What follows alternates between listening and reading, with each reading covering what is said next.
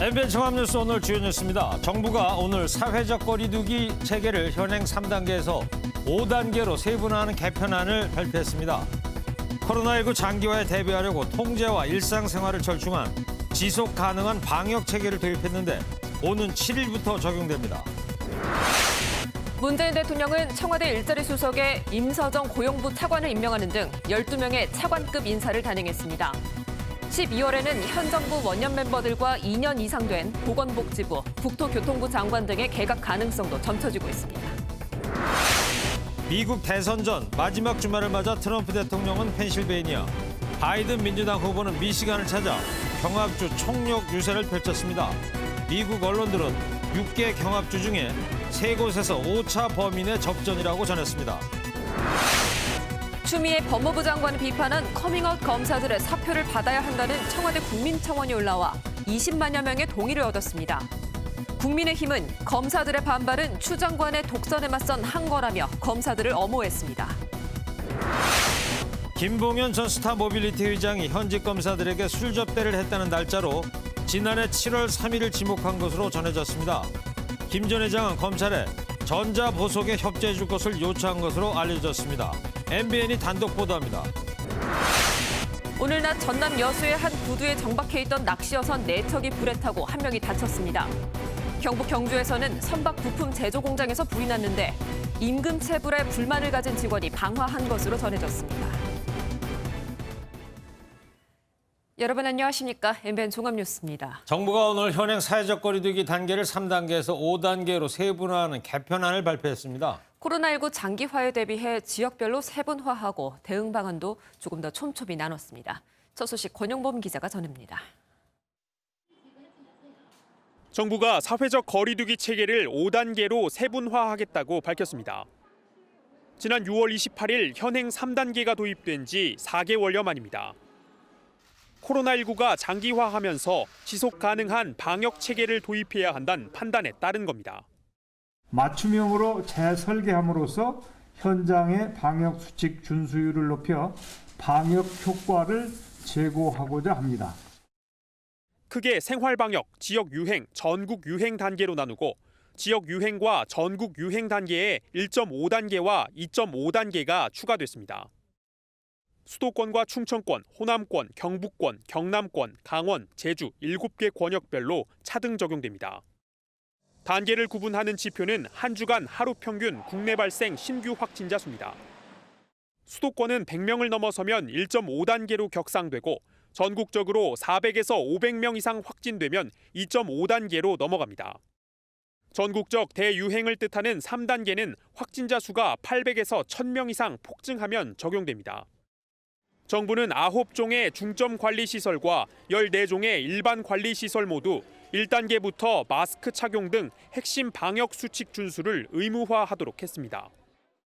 현재는 대부분의 방역 수칙이 권고에 머무르는 등 1단계의 억제력이 충분하지 않다는 지적을 반영한 결과입니다. 이번 개편안은 오는 7일부터 적용돼 방역 수칙 위반 시 운영자와 관리자에게 300만 원 이하의 과태료가 부과됩니다. MBN 뉴스 권용범입니다. 코로나19 신규 확진자 수는 124명으로 집계되면서 닷새 연속 100명대를 기록했습니다. 신규 124명 중에 지역 발생만 101명으로 3일 만에 지역 발생 100명대를 다시 넘었고요. 지역별로 보시면 서울에서 45명, 경기에서는 36명 등 이렇게 수도권 집중 발생 현상은 여전했습니다. 감염 경로를 보시면 요양시설과 의료기관뿐만 아니라 학교와 직장, 헬스장과 같은 일상 공간에서도 발생했습니다. 종로구 고등학교와 관련해서 16명, 송파구 병원과 관련해서 15명, 동대문구 노인 요양시설 10명 등 확진자가 곳곳에서 속출하고 있는 상황입니다. 특히 주말이라서 검사 건수가 줄었음에도 세 자릿수 확진자가 나타나면서 방역 당국이 긴장하고 있는데요. 더구나 어제는 당국의 경고에도 불구하고 헬로윈 데이를 즐기려는 젊은 사람들이 번화가에 많이 모였습니다. 저희 기자가 어젯밤 이태원을 취재했는데 거리두기는 실종됐고 방역 수칙을 위반하는 업소도 많았다고 합니다. 그 현장 모습을 강진우 기자가 전해드립니다. 이태원 거리가 사람들로 빼곡히 차 있습니다. 헬로윈데이에 맞춰 이색 복장을 한 사람들이 눈길을 끌고 더 돋보이려고 분장을 하려는 줄도 길게 늘어서 있습니다. 대부분 마스크를 끼고 거리를 활보하지만 거리두기는 전혀 지켜지지 않았습니다. 동네에서 그냥 놀기로 했는데 분장을 하고 나니까 이제 좀 놀고 싶더라고요. 그래가지고 이태원까지 택시를 타고 오게 됐습니다. 대부분의 클럽과 주점이 휴업했지만 방역 수칙을 어긴 업소도 적발됐습니다. 마스크도 없이 안주를 만들기도 하고 마스크도 안 끼고 일하면서 뭐? 전자 출입 명부를 설치하지 않은 곳도 많았습니다. 용산구청에 소명하시거나 내용 제출하시면 되겠습니다. 일부 업소에서는 단속반을 취재하는 언론에 신경질적인 반응을 보이기도 합니다. 저기요, 나가주세요. 카메라 나가주세요. 헬로윈 데이인 어젯밤부터 오늘 새벽까지 적발된 업소는 모두 14곳. 합동 단속반은 이들에 대해 방역수칙 위반 혐의로 집합금지 명령을 요청할 계획입니다. MBN 뉴스 강진우입니다. 지난 8월 수도권 감염 확산의 주 원인으로 지목됐던 사랑제일교회가 예배를 시작했습니다. 81일 만인데요. 교회 측은 철저하게 방역 지침을 지켰다고 설명했습니다. 그러나 지역 주민 불안감은 여전합니다. 정태웅 기자 현장 취재 먼저 보시고요. 새로 개편되는 5단계 거리두기 어떻게 하는 건지 뉴스 추적하겠습니다. 투명 가림막과 마스크를 쓴 교회 관계자들 사이로 신도들이 들어섭니다. 어깨에는 각자의 좌석 번호표가 붙어 있습니다. 지난 8월 광복절 집회와 대면 예배 강행 등으로 1,000명이 넘는 교인 확진을 낳으며 폐쇄됐던 사랑제일교회가 81일 만에 예배를 재개했습니다. 80일 만에 왔어요. 눈물만 나죠. 안타까우셨어요? 네. 지난 9월 이후로 관련 확진자가 나오지 않았고 거리두기가 완화되면서 내려진 결정입니다. 오전 7시부터 시작된 예배는 기존 수용 인원의 30%만 입장시키며 총 3차례에 걸쳐 진행됐습니다. 예배 인원은 사전에 별도로 선정됐으며 해당 문자 메시지 확인을 거쳐야 입장이 허용됩니다. 번호를 공지를 했고 그 번호로 신청을 하는 거예요. 저는 뭐 이미 다 저기 마감이 됐다고 하니까 근방에 와서 예배를 드리고 하니까 뭐 기도라도 하고 막. 교회 측은 방역에 각별히 신경 썼다고 밝혔지만 코로나 집단 감염의 위험성이 여전한 상황에서 주민들의 불안은 당분간 이어질 전망입니다. MBN 뉴스 정태웅입니다. 네, 정부가 오늘 사회적 거리두기 개편안을 발표했습니다. 코로나19 사태가 장기화되면서 정부도 이제 지속 가능한 거리두기를 준비하는 모습인데요. 어떤 것들이 어떻게 바뀌는지 사회부 김현 기자와 살펴보도록 하겠습니다. 김현 기자, 우선 사회적 거리두기 개편안 가장 크게 바뀐 게 이제 골격 자체가 3에서 이제 5단계로 바뀐다는 거 아니겠어요? 네, 정부가 발표한 개편안에는 기존 3단계에서 이제 5단계로 더욱 세분화됐습니다. 네. 현 거리두기 3단계가 체계가 이제 단계간 방역 강도가 좀 커서 사회 경제적 피해가 뒤따르는 것을 이제 좀 고려한 것으로 풀이되는데요. 정부는 그간 강화된 사회적 거리두기를 1.5단계, 2.5단계 이렇게 불렀는데 예. 그 중간 단계들이 이제 정식으로 명문화된 것이다. 이렇게 이해하시면 될 것 같습니다. 이전 사회적 거리두기와 비교해 보면 기준이 세분화되고 구체적으로 변한 것을 알 수 있습니다. 수도권과 비수도권 확진자 수도 이제 구분을 했는데요. 현 기준에 따르면 오늘 확진자 수가 이제 3자릿수를 기록했지 않습니까? 네, 그랬죠. 이 숫자가 2주 평균 지속이 되면은 2단계가 발령이 됐었습니다. 하지만 새 개편안에서는 수도권 확진자가 100명 미만이기 때문에 1단계가 유지될 수 있습니다. 네. 또 60대 이상 확진자 수라든지 감염 재생산 지수 등 다양한 보도 지표들이 도입된 것도 이제 주목할 만한 점으로 보입니다. 그렇단 말이죠. 일주 평균 신규 확진자가 100명을 넘어도 수도권과 이제 구분을 따로 하기 때문에 1단계에 해당되는 상황이 되겠군요. 네, 그렇습니다. 시설별로는 어떻습니까? 구체적으로 어떤 내용들이 나왔어요? 네, 지금 우리가 이제 사용하고 있는 이제 고위험 시설, 저위험 시설이라는 이름이 중점 관리 시설, 일반 관리 시설로 바뀝니다. 용어가 조금 쉬워졌네요. 네, 그렇습니다. 유흥시설 5종과 노래방 등이 중점 관리 시설에 해당되는데 사회적 거리두기 단계가 높아질수록 이용 인원에 제한이 걸리고요. 2단계를 넘어서 2.5단계로 넘어가게 될 경우 전면 영업이 금지됩니다. 식당과 카페, 제과점 이곳들을 중심으로 확진자가 다수 발생했던 만큼 이곳들은 2단계에서부터 영업의 제한을 받게 됩니다. 네. 결혼식장과 장례식장, 목욕탕, 이제 영화관, 실내 체육관 시설들도 보시는 것처럼 이제 새로운 기준에 적용을 받게 되는데요. 사회적 거리두기가 격상될수록 인원에 제한을 두면서도 3단계가 아니면 최대한 영업과 이용을 허용하도록 했습니다. 네. 그리고 광화문 집회처럼 최근에 문제가 됐던 집회 모임 인원도 변화가 있을까요? 이제는 또 마스크 착용 안 하게 되면 과태료가 이제 부과되지 않습니까? 네, 그렇습니다. 이제 거의 모든 시설에서 마스크 착용이 의무화됩니다.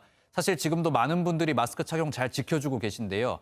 개편안에서는 보시는 것처럼 사회적 거리두기 단계에 따라서 마스크 착용이 완전히 의무화되게 됩니다. 네. 기본적인 1단계에서도 거의 모든 실내 활동이 포함이 되고요. 단계가 올라갈수록 실외 활동에서도 마스크 착용이 의무화됩니다. 이제 마스크 착용을 안 할 경우에는 과태료 부과가 되는데 오는 13일부터 적용될 예정입니다. 다음 주 금요일부터더라고요. 네, 그렇습니다. 그리고 시위 집회 이제 기준이 되는 모임 이제 행사 기준도 1단계에서는 500인 이상 참석에 대해서 이제 신고를 의무화하게 했고요. 예. 2단계에서부터는 100명 이상 모임 행사가 금지, 2.5단계에서는 50인 이상, 3단계에서는 10인 이상의 모임 행사가 금지될 예정입니다.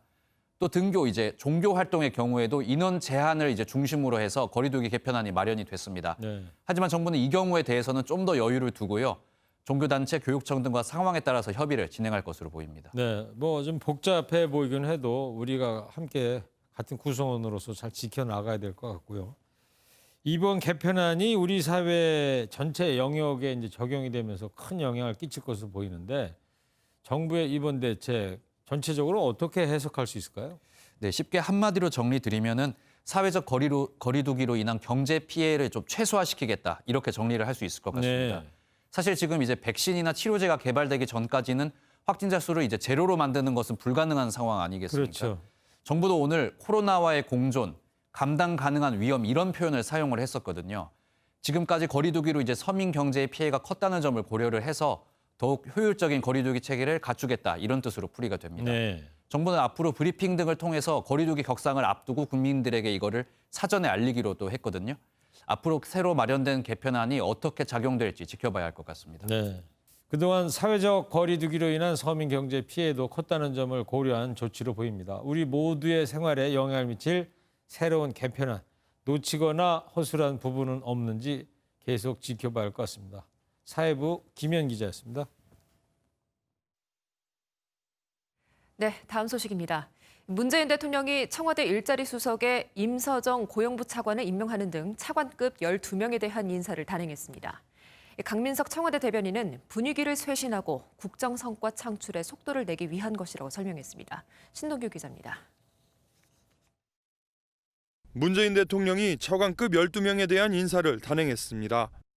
문 대통령은 일자리 수석에 임서정 고용부 차관을, 식약처장에 김강립 보건복지부 차관, 조달청장에 김정우 전 국회의원을 임명했습니다.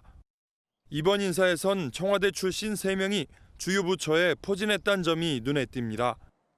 산업부 차관에 박진규 전 청와대 신남방 북방비서관이, 국토부 1차관엔 윤성원 전 청와대 국토교통비서관과 금융위 부위원장으로 도규상 전 청와대 경제정책비서관이 발탁됐습니다. 정부의 국정 철학에 대한 이해도가 높은 사람을 전진 배치해 국정 성과를 창출하겠다는 의지로 해석됩니다. 국정 성과 창출을 가속화하는 동시에 공직사회 내부 쇄신을 촉진하여 후반기 국정 운영을 안정적으로 하기 위해 이루어진 것입니다. 고용부와 행안부, 복지부 등에서 행정고시 출신 정통 관료가 승진 발탁된 점도 국정 성과에 집중하겠다는 의미가 담긴 걸로 풀이됩니다. 다주택 논란과 관련해 청와대는 윤성원 국토부 1차관 내정자가 주택 한 채를 매각했고 박진규 산업부 차관 내정자도 다음 달 주택 한 채를 매각할 계획이라고 밝혔습니다. 차관급 인사에 이어 내년 초 재보궐선거 등을 고려할 때 조만간 중폭 규모의 개각이 이루어질 수 있다는 전망에 힘이 실리고 있습니다. MBN 뉴스 신동규입니다. 더불어민주당이 내년 4월 서울과 부산시장 선거에 후보를 공천할지 여부를 묻는 전당원 투표를 진행했는데 그 결과를 내일 오전에 발표합니다.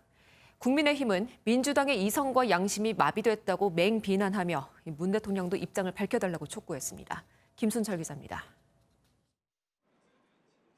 더불어민주당이 내년 4월 서울과 부산시장에 후보를 공천할 것인지를 놓고 이틀 동안 진행한 온라인 당원 투표가 끝났습니다. 이번 투표는 중대한 잘못으로 재보선을 치르면 후보를 내지 않는다는 기존 당원에 전당원 투표로 달리 정할 수 있다는 예외 조항을 두는 것에 대해 찬반을 묻는 내용입니다. 오히려 후보 공천을 통해 시민의 심판을 받는 것이 책임 있는 공당의 도리라는 판단에 이르게 됐습니다. 민주당은 내일 최고위원회의에서 투표 결과를 공개할 예정인데 공천 찬성률이 얼마나 되는지에 관심이 쏠리고 있습니다. 국민의힘은 국회에서 긴급 기자간담회를 열고 민주당의 재보선 공천 추진은 국민 모욕이자 피해자에 대한 3차 가해라고 비난했습니다. 특히 이번에 개정을 추진하는 당원은 문재인 대통령이 지난 2015년 당대표 시절 만든 조항이라며 대통령의 입장을 물었습니다. 문 대통령도 당헌 당규 개혁에 동의하는지 국민 앞에 분명하게 입장을 밝혀야 할 것입니다. 국민의힘은 내년 재보선에 838억 원의 비용이 들어간다며 민주당의 잘못으로 이 같은 혈세가 낭비된다고 비판했습니다. MBN 뉴스 김순철입니다.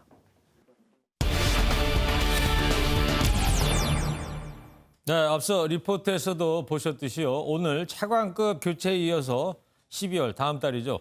개각 가능성 커지고 있습니다. 개각에 이어서 비서실장과 국무총리도 차례로 교체될 것으로 보이는데 자세한 내용 취재 기자와 알아보도록 하겠습니다. 최중락 기자. 네. 12월 다음 달 개각 가능성 나오는 이유가 뭘까요? 개각, 그러니까 장관을 교체한다는 얘기는 국회에서 청문회를 해야 한다는 얘기입니다. 네. 그렇기 때문에 이제 국회 일정과 맞물릴 수밖에 없습니다. 12월 초가 거론되는 이유는요. 이 시기에는 국정감사가 끝나고요. 그리고 내년도 예산안 처리 법정 시한이 바로 12월 2일입니다. 그렇죠. 이때까지 끝나게 되면은 그 이후에 개각이 이루어질 것으로 보입니다.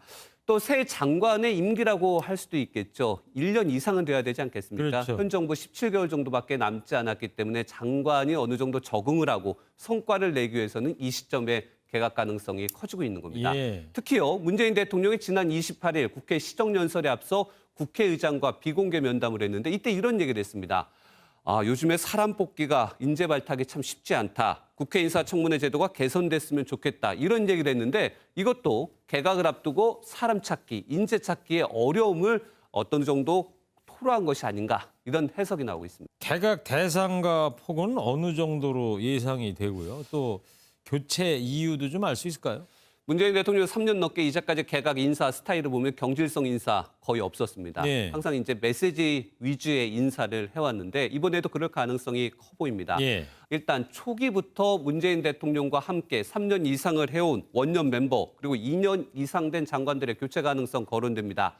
박능우 보건복지부 그리고 김현미 국토교통부, 송윤모 산업통상자원부, 이재갑 고용노동부 장관 등이 거론됩니다. 예. 그리고 내년 4월 서울시장과 부산시장 재보궐선거와 맞물려서 후보로 거론되는 장관들의 교체 가능성 역시 거론됩니다. 어떤 분들이죠? 유은혜 사회부총리 겸 교육부 장관, 그리고 박영선 중소벤처기업부 장관, 최근에 윤석열 검찰총장과 계속해서 대립하고 있는 추미애 법무부 장관도 서울시장 후보로 거론됩니다. 네. 부산시장 후보로는요, 전현희 위원장도 거론이 되는데 이처럼 여성 장관급 인사들의 대거 교체 가능성도 이번에 제기됩니다. 네. 경제팀에 대한 대대적인 쇄신 작업도 진행이 된다면 다음 달 취임 2년을 맞는 홍남기 부총리 겸 기획재정부 장관도 교체될 전망입니다. 그리고 청와대 노영민 비서실장도 사표가 지난번에 반려가 되지 않았습니까? 이번에는 뭐 교체될 가능성이 있습니까?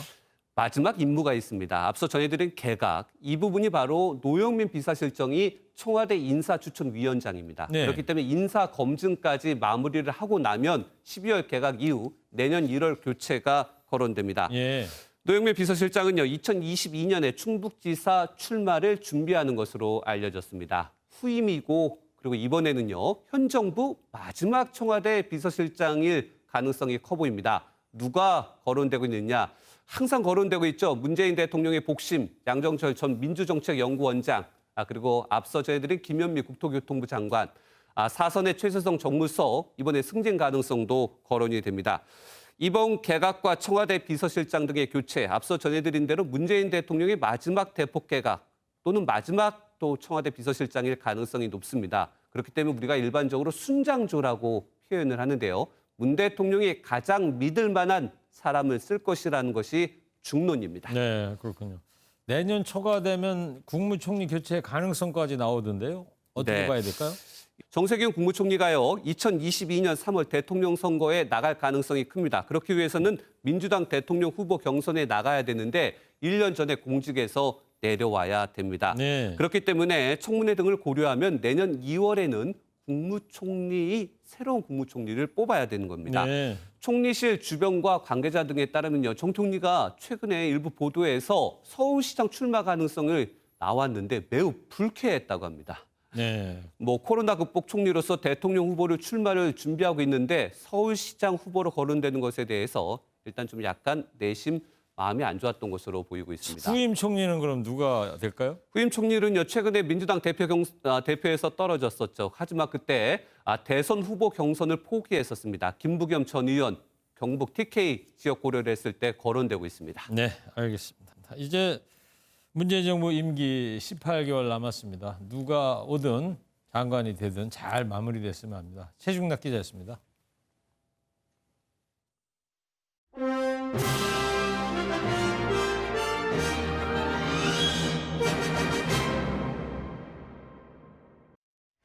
네, 이제 이틀 남은 미국 대선 소식 전해드립니다. 트럼프 대통령과 바이든 민주당 후보는 승패를 가릴 경합주에서 막판 총력전을 펼치고 있습니다. 각종 여론조사에서 바이든 후보가 앞서고 있지만 6개 경합주 가운데 3곳에서 오차 범위 내 접전을 벌이면서 승자는 여전히 예측 불가입니다. 먼저 송한진 기자입니다. 주먹을 불끈 쥐고 연단에 올려서는 트럼프 미국 대통령. 대표적인 경합주의자 바이든 후보의 고향인 펜실베이니아를 찾아 위대한 미국 재건을 강조했습니다.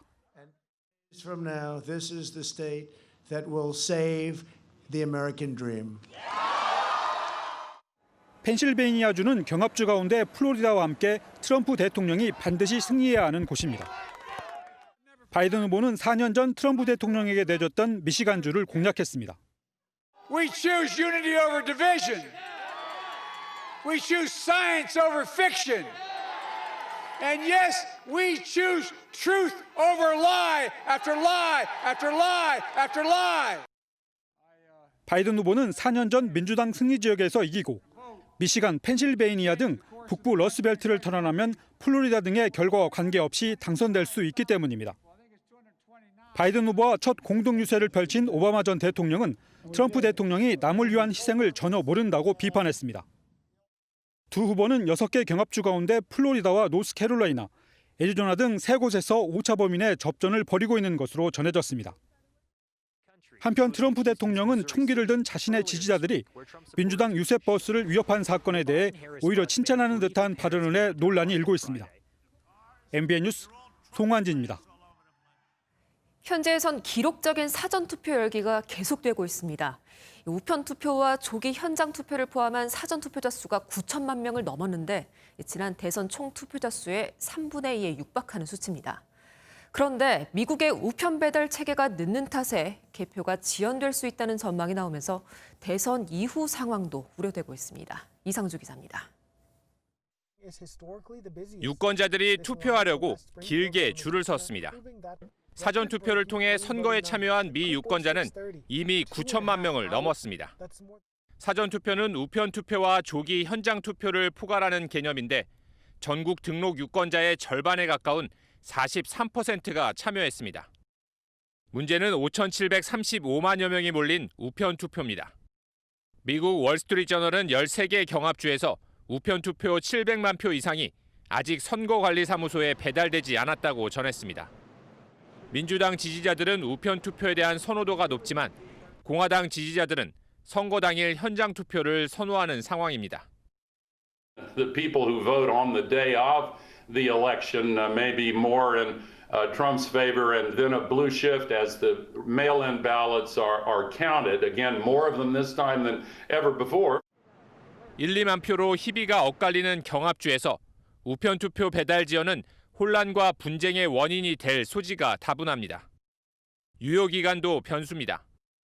엘라베마 등 26개 주는 선거일 당일까지 도착한 것만 인정하는 반면 펜실베니아주는 3일 뒤, 일리노이주는 2주 뒤인 17일 도착분까지 인정해주는 등 주마다 유효표 인정 기간이 다릅니다. 이처럼 대선 결과 발표가 늦어질 것이라는 전망이 우세한 가운데 한쪽이 일방적으로 승리를 선언하거나 부정선거를 주장하면 소요 사태로 이어질 수 있다는 우려에 따라 주 방위군 투입도 검토되고 있습니다. MBN 뉴스 이상주입니다. 검찰 조사에서 유력한 접대 날짜로 지난해 7월 3일을 지목한 것으로 전해졌습니다. 김 회장은 술집 종업원과 주고받은 메신저 내용이 휴대전화 포렌식으로 나오자 이를 본 뒤 이 날짜를 지목했습니다. 하지만 정작 해당 종업원은 검찰 조사에서 김 전 회장이 폭로한 술자리가 기억이 나지 않는다는 취지로 진술한 것으로 알려졌습니다. 확보된 증거를 바탕으로 애초 7월 중순쯤 접대가 이루어졌을 것으로 의심하던 수사팀은 오히려 김 전 회장의 진술로 혼란을 겪는 모습입니다. 수사팀은 1년이 넘게 지나 당사자들의 통화 내역이나 접속한 기지국 위치 정보 확보에도 어려움을 겪어 수사 시작 열흘이 지나도록 접대 날짜를 특정하지 못하고 있습니다. MBN 뉴스 민지숙입니다. 김봉현 전 회장은 검찰에 전자보석에 협조해달라는 취지로 진술한 것으로 취재가 됐습니다. 전자보석이라는 거는요, 손목시계형 전자장치를 채워갖고 조건부 보석하는 걸 말하는데요. 법조계에서는 김 전 회장을 공익 제보자로 볼 수 있는지 폭로 배경을 뭔지 등을 놓고 논란이 커지고 있습니다. 이어서 이성식 기자가 단독 보도합니다. 김봉현 전 스타모빌리티 회장 측은 전자보석 신청을 검토 중인 것으로 전해졌습니다. 실제 김 전 회장은 지난달 21일 공개한 2차 옥중 입장문에서 전자보석 제도를 활용도 못하면서 왜 만들었냐고 언급한 바 있습니다. 전자보석은 구속된 피고인이 스마트워치형 위치 추적 장치를 부착하는 조건으로 석방되는 제도로 추미애 법무부 장관 취임 후 지난 8월 도입됐습니다. 취재 결과 김 전 회장은 지난달 25일 검찰 1차 조사에서 전자보석으로 나가게 해주면 검찰 수사에 최대한 협조하겠다는 취지로 말한 것으로 알려졌습니다. 수사팀은 이러한 진술을 기록에 남겨 법무부에 보고했습니다. 보석 여부는 재판부에서 결정하지만 통상 검찰의 입장이 결정에 영향을 미칩니다. 법조계에서는 이러한 상황을 놓고 폭로의 순수성과 신빙성에 흠집이 날 수 있다는 목소리가 나옵니다. 또 검찰 내부에는 김 전 회장이 지속적으로 소환 조사에 응하지 않고 구치소에서 조사를 받는 것과 관련해 수사팀이 김 전 회장에게 주도권을 뺏기고 끌려다니는 것 같다는 지적도 나옵니다. 김 전 회장 측은 전자보석 신청 여부에 대해서는 확인해 줄 수 없고 건강 문제 등으로 검찰과 조율해 출정 조사가 결정된 것으로 알고 있다고 말했습니다. MBN 뉴스 이성식입니다. 네, 화재가 잇따른 오늘이었습니다. 전남 여수에서는 정박해 있던 낚시어선 4척이 불에 탔고 경북 경주의 선박 부품 제조 공장에서는 임금 체불에 불만을 가진 직원이 불을 냈습니다. 김영현 기자입니다. 부두에 정박해 있는 낚시어선에서 하얀 연기가 피어오릅니다.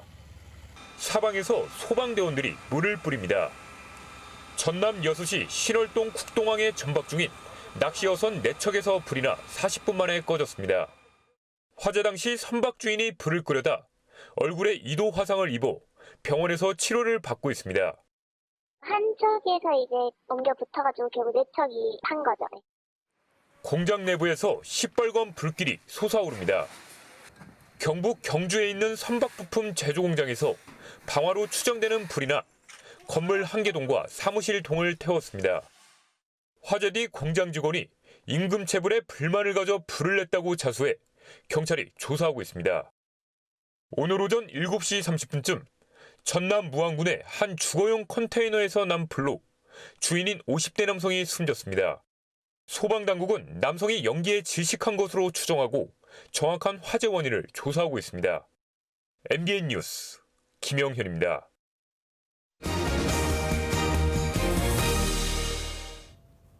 빠밤 빠밤 음악과 함께 권총 빵야 빵야 소리. 네. 세계적으로 유명한 영화 007 시리즈죠. 네, 초대 제임스 본드를 연기했던 배우 숀 코너리가 바하마 자택에서 향년 90세로 별세했습니다. 네, 제가 초등생 시절부터 있던 영화였는데 어떤 위기도 여유 있게 돌파하는 불멸의 첩보원이죠. 저 같은 경우에는 그 007보다요. 인디애나 존스의 숀 코너리가 더 기억이 납니다. 네. 지금 온 세계가 고인을 영원한 제임스 본드로 기리는 추모 물결이 이어지고 있습니다. 네, 굿바이 제임스 본드. 네, 구경호 기자가 보도합니다. Mr. Bond. James Bond.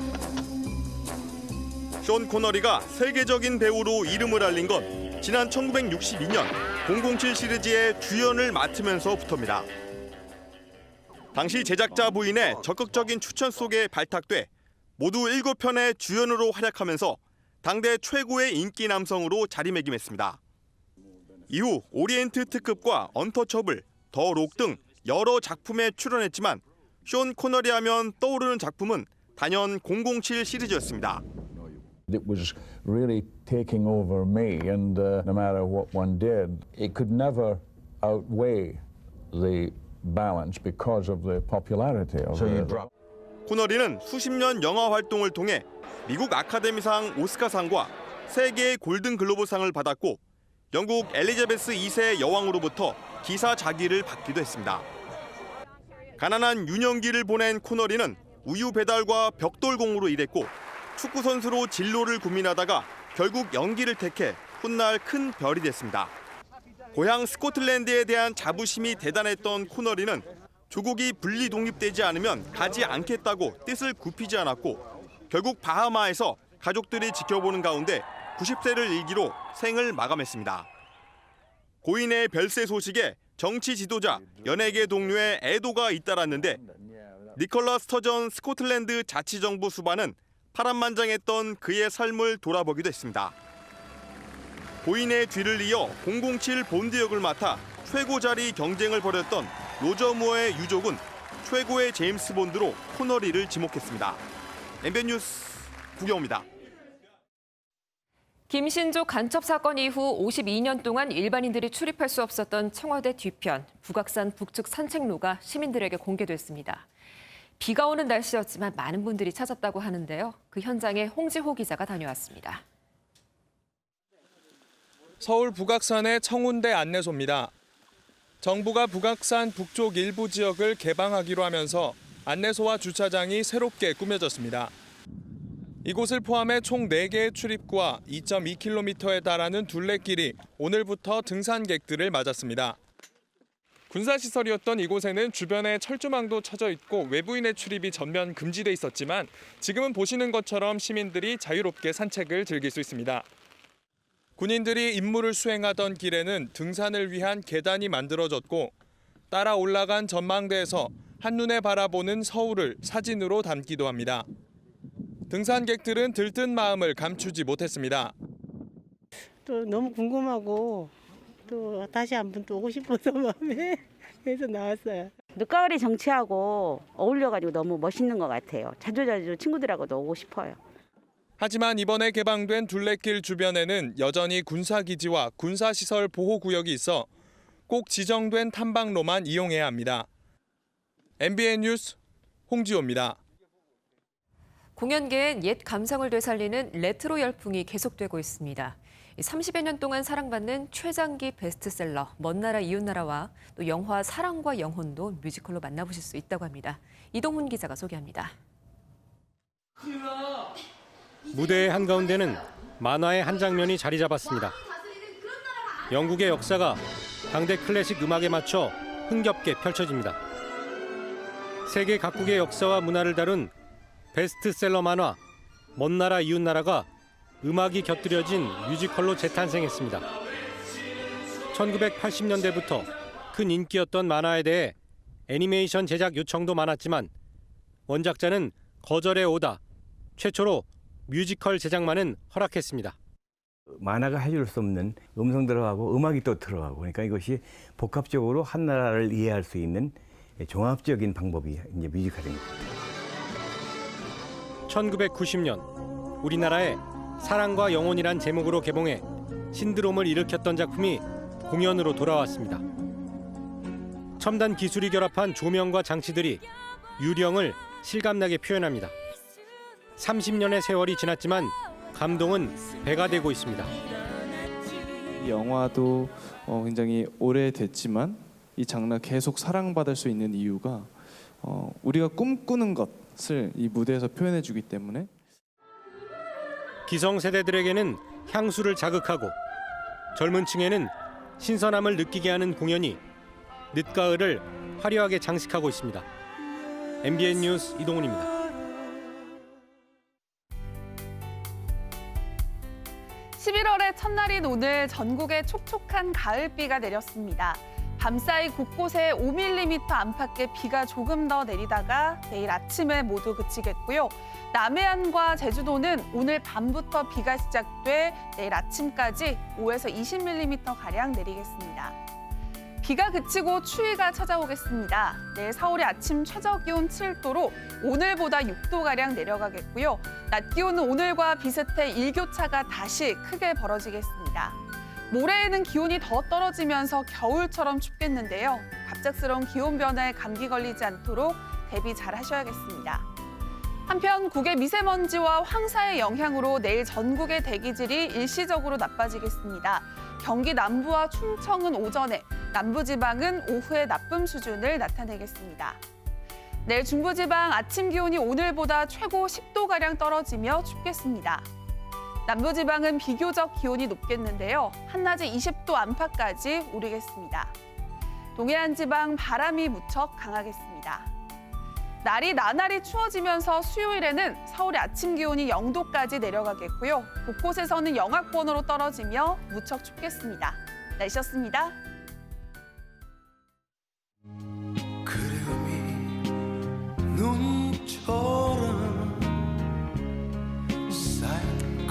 자, 오늘 11월의 첫날이었습니다.